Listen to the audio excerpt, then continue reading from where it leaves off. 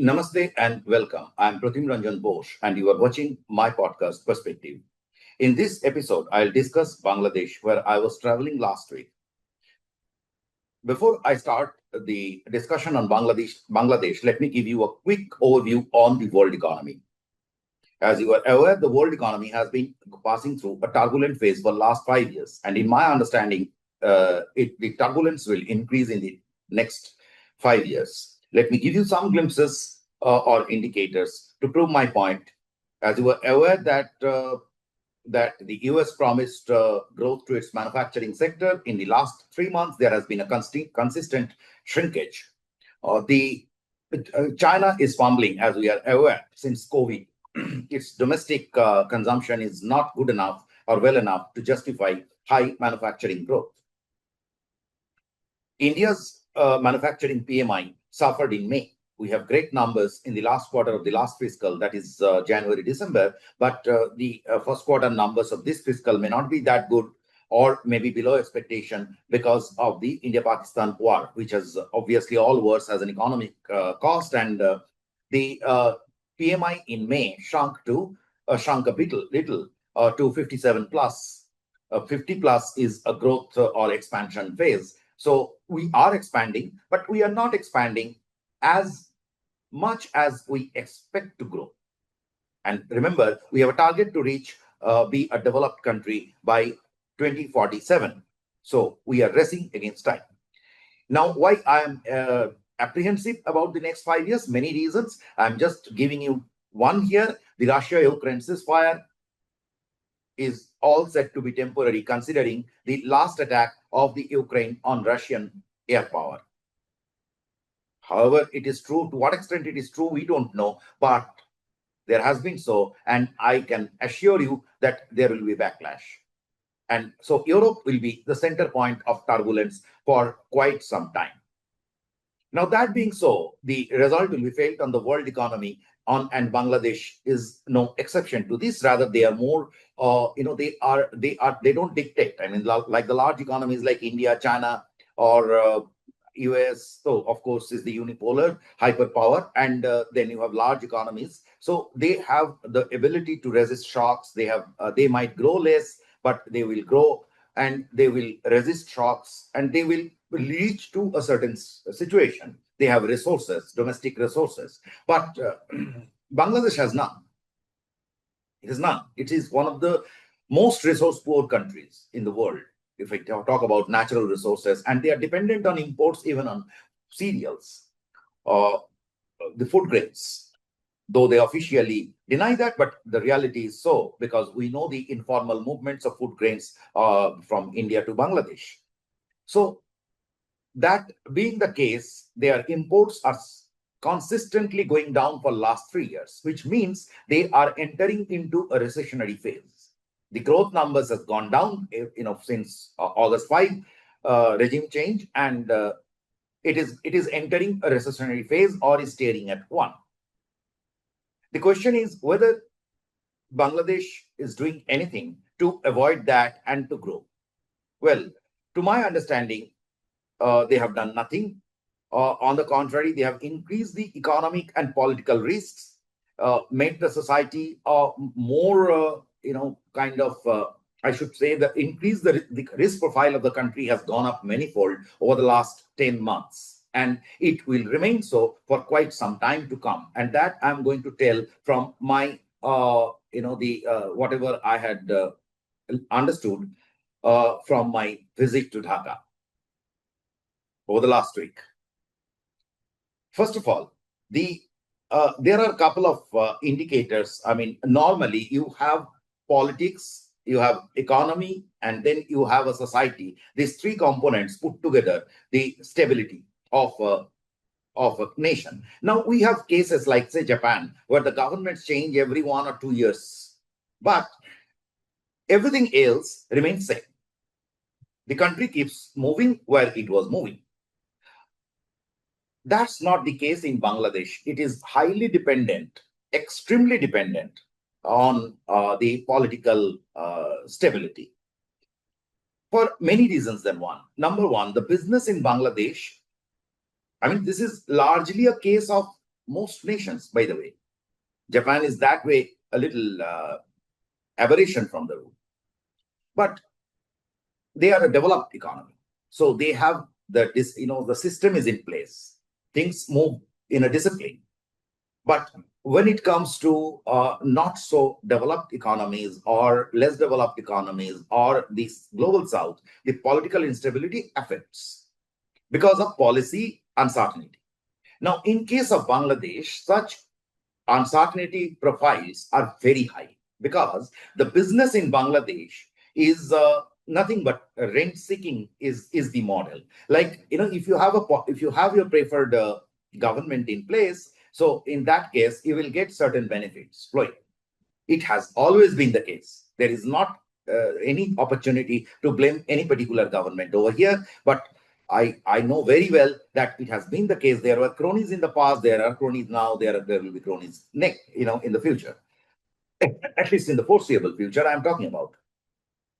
So that said, when the government doesn't have an outlook or you don't have a direction of the government, and then you know that some people will who couldn't gain enough in the Hasina era are now jumped into this side, and they are kind of the flag bearers of this government.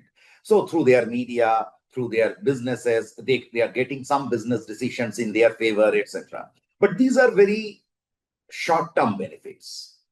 This is not going to last for long because ultimately the economy has to perform. And during Hasina era, this economy has grown by 5 to 6 times.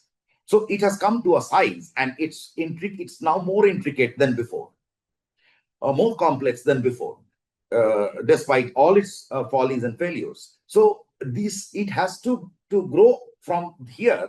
It requires a different attitude towards politics and business, and which is completely missing in Bangladesh. On the contrary, the situation is getting from bad to worse, in my understanding. I mean, depending upon the feedbacks that I have received. Now, let me tell you what exactly has been happening.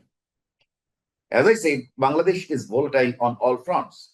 Economy is on a downhill journey. There are many indicators. Property rates are falling. There has been a gas crisis for last 1 month, and that is eroding income opportunities of common people like taxi drivers, etc. And the media earnings, it is a very good indicator of the service economy. Media earnings are declining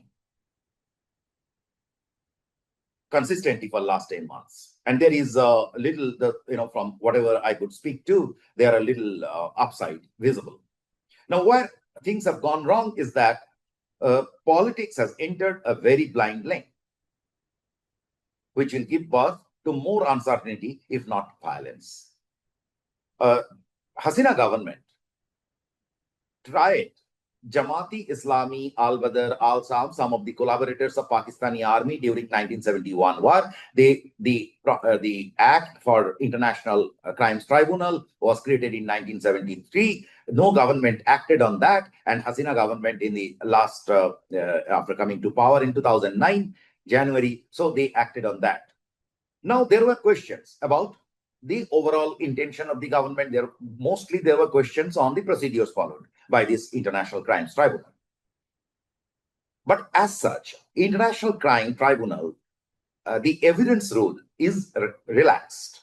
You should not undergo as stringent evidence rules as you undergo in a regular court when you are trying a war criminal. That has been the case, whether it is Nuremberg trial or whatever Tokyo trial or whatever you talk about, that has always been the case. And so is in Bangladesh. And this trial is superseding all other pieces of law which are coming into conflict. So it has tremendous power. Now, see, first that started the July thing took place where many people have died. It was not something like a war crime. Simply because the war was against a nation. You got your freedom over there and you fought for 9 months officially. So in those 9 months, you fought against a foreign government that you declared independence 9 months. They declared independence in March 1971. They got the independence in 1971 December. So they fought against an enemy. Here, enemy nation. Here, there was no enemy. It was an uprising by the people of their country against their government.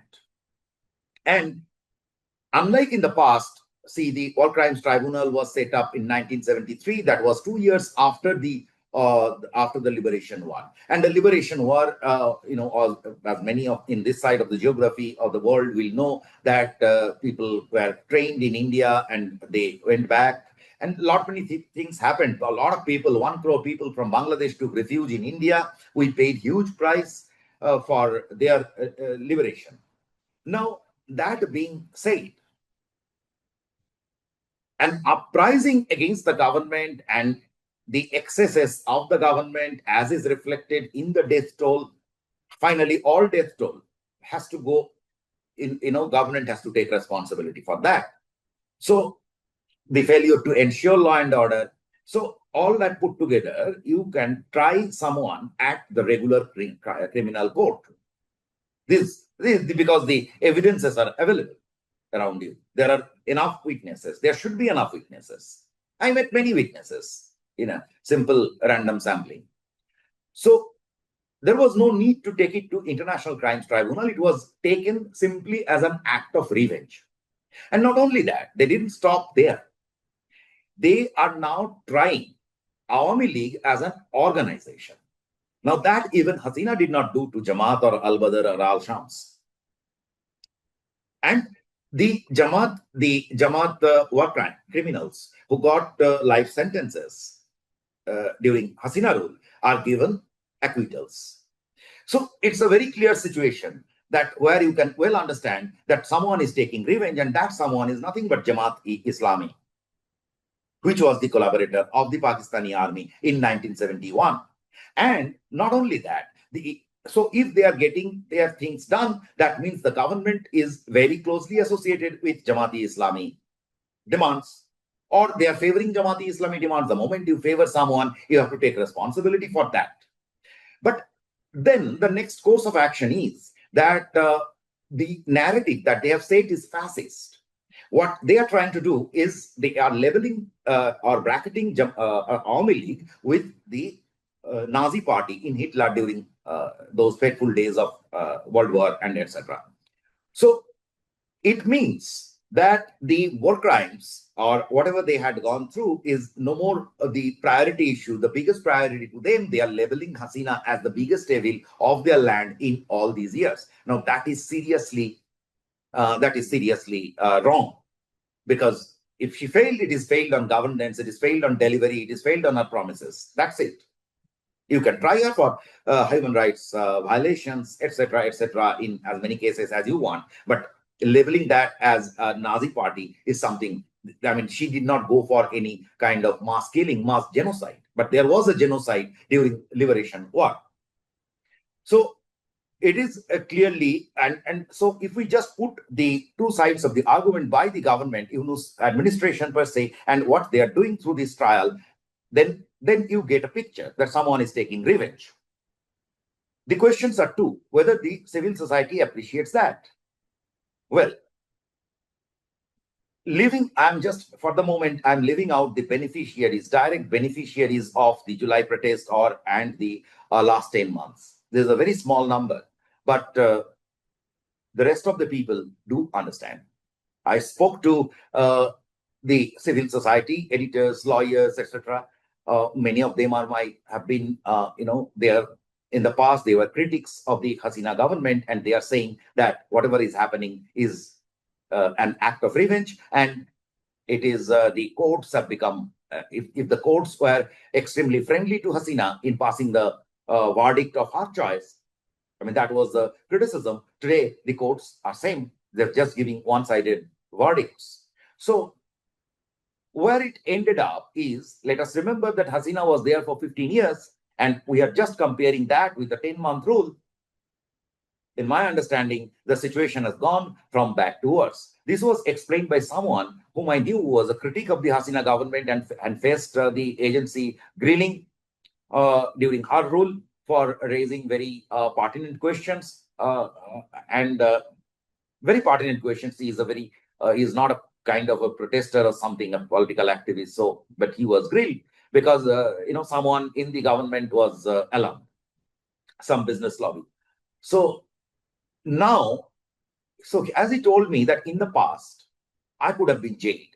I could have been put into. That could have been. Someone might have put me into. I could have been subjected to enforced disappearances or whatever. But this would have been done by the government and its machinery. Now the case is a little different. My fear profile has gone up because now some group will land up and will demand. This is called mob, quote unquote, and will demand my scalp. They will demand my head. And the government is acting as they want, or as some people say, it is they are acting on behalf of the government, whichever is true. Now, that takes us to a very serious situation. Yes, the political opposition was on their toes during Hasina years.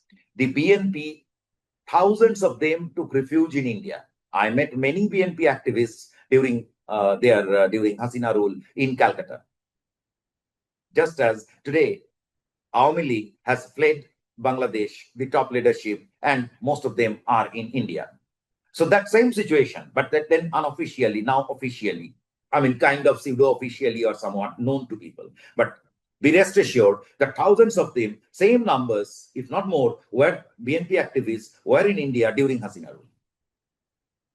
That includes one of their top leaders, that is, of course, official, that knows, he was apparently charged under some, for some violations, and he was here in Shillong. But all the narrative that you see, all the official record that he was doing, kept very well over there.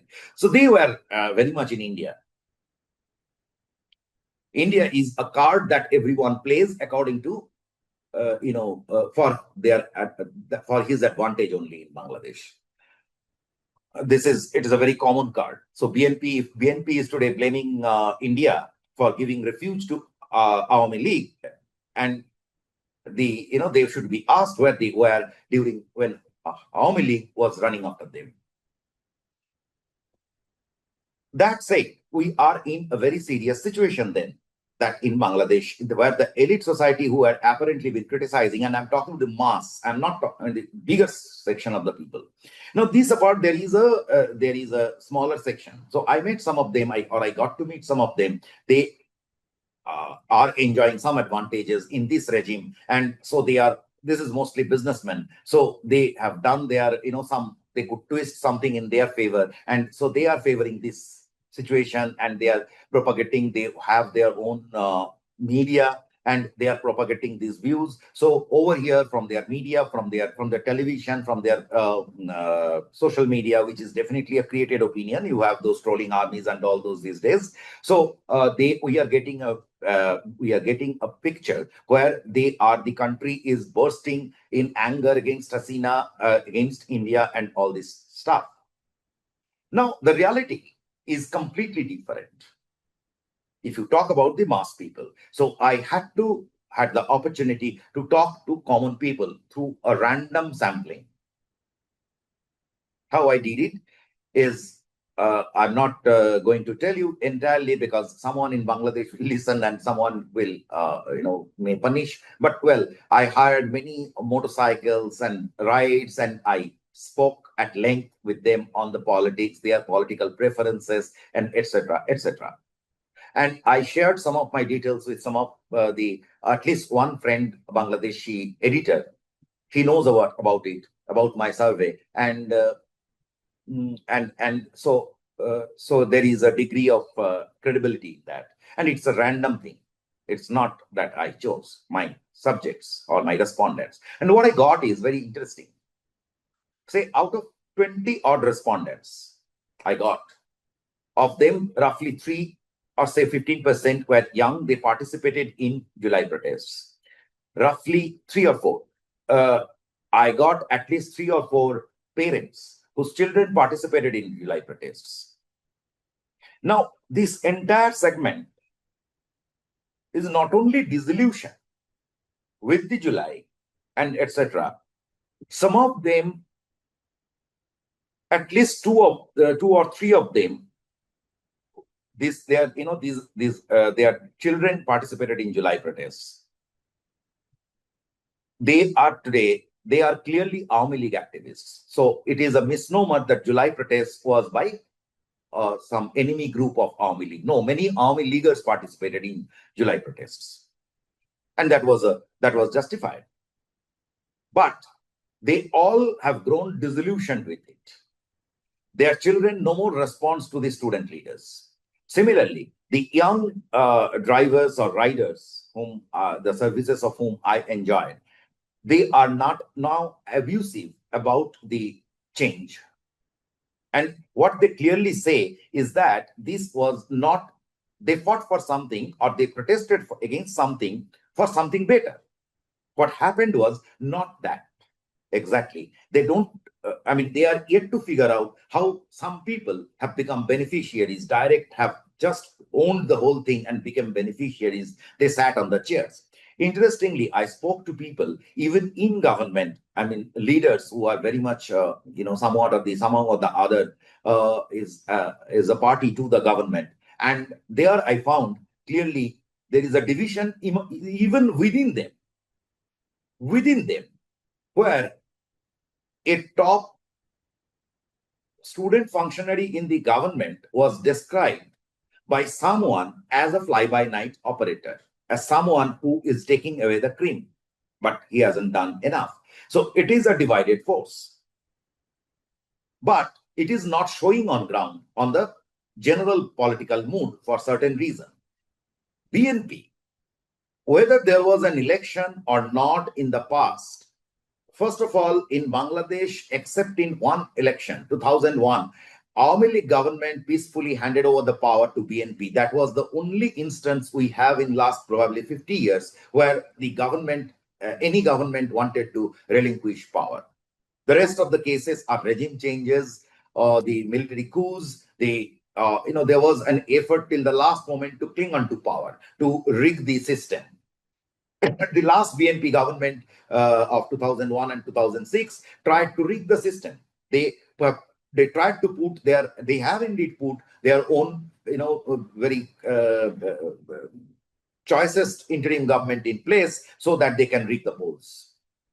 And finally, the army took over from them. So there are no saints here. And in this situation, the most important thing is that normally in other places, you go by vote shares. In Bangladesh, some people will say that there was no election in the last 3 occasions or so. How do you know the support base? Well, let's put it very clearly. Bangladesh always has a divided polity in many ways than one. Socially, they were divided between the pro-liberation and anti-liberation, and politically, they were divided between BNP Jamaat and Awami League. That is 90% or plus of the society. So that being said, I spoke to people who were clearly not Awami League supporters. They told me they have never voted for Awami League in their life. They're the middle-aged or aged people. So I spoke to all, and interestingly, the general response that I got is I tried to poke them.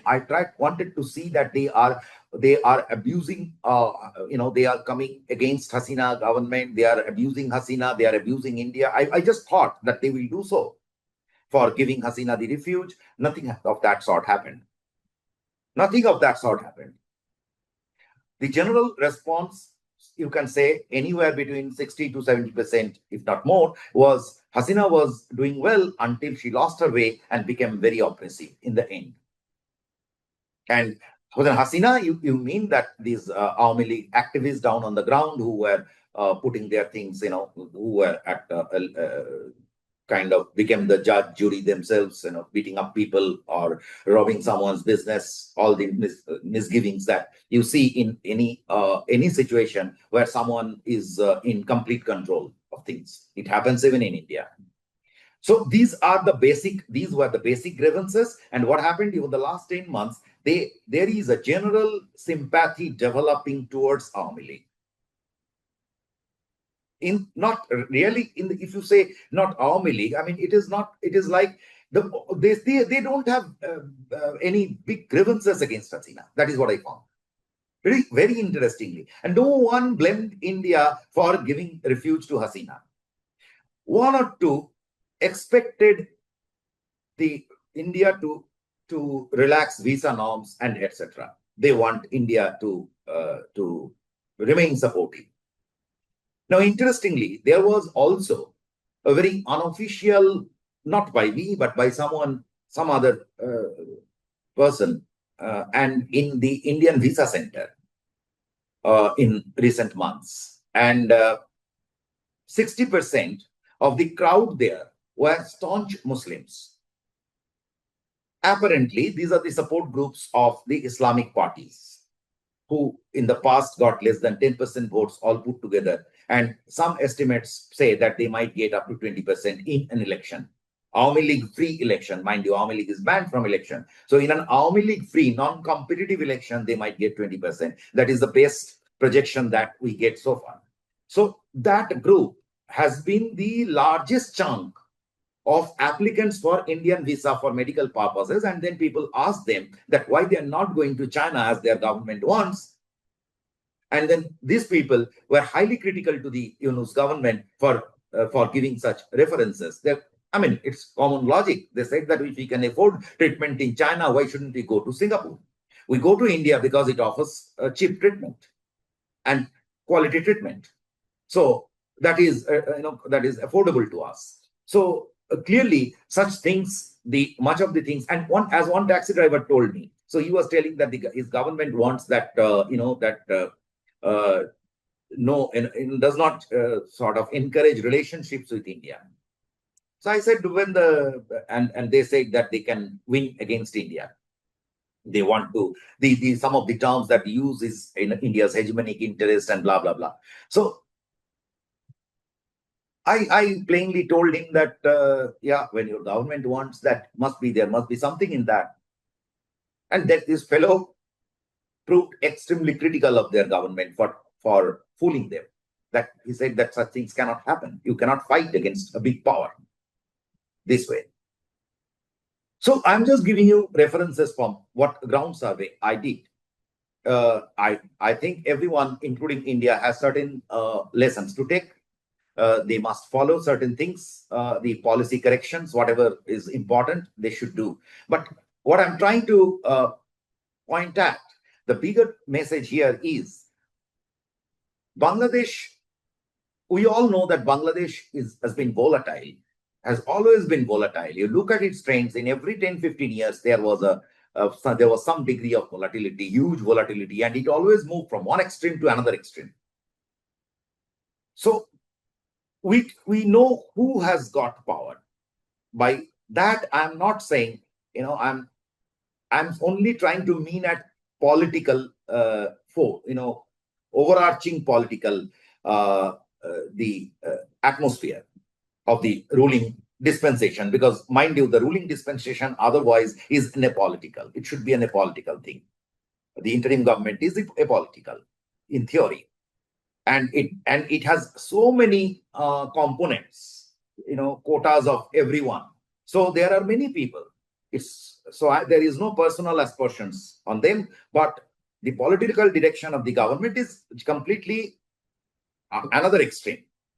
Now, not only it is extreme, it is, in my understanding, it has put Bangladesh into a blind lane, that too in a very difficult global environment, as I said in the beginning, in the remarks in the beginning. And that means that the triggers, you see, Hasina government fell. In my understanding, I have seen, as I have inquired, I have been visiting Bangladesh for ages, and I did so in the past as well. The arguments about democratic backsliding and etc. do not really hold much water on ground. When I say the regular voters, to them it is about their about their incomes, about their good living, or the everyday grievances. And if someone from the ruling party comes and beats them, takes hafta from them, extorts money from them, that affects them more. They defy, their definition of evil is there. It is true for even in India. They don't care for the big things that we talk in media. But right at this moment, they have all those grievances in the present situation. And so far as they understand, and this is clearly I got, is that there is no expectation. They have little hope that the situation will get better on ground. And if we look at it, look at the total political direction of this government, then things are put into a blind lane and in a very fast pace, much faster than what Awami League did or Hasina did, and it is going to have a counter reaction sooner than later. Probably the economy might hold the trigger that when it is happening and how. And as I said in the course of this discussion, that there is no chance that the government remains unstable or questionable and the rest of the economy operates as usual. No, it will not happen. It will not happen so, because the business operates in a highly rent-seeking model in Bangladesh. Is basically, there are cronies in everywhere, but in Bangladesh, it is the cronies who are the business. So all put together, things are not right at all. In my understanding, Bangladesh is sitting on a volcano. We have seen some eruption in July. We might see more in the days to come. And as I said, right after July, that we will see more reactions, more violence. This time, as I visited, I saw a calm. It is a calm, in my understanding, before the storm. Some storm is coming there today, tomorrow, or day after. Thank you so much for watching Perspective. If you like this episode, please subscribe the channel. फिर मिलेंगे.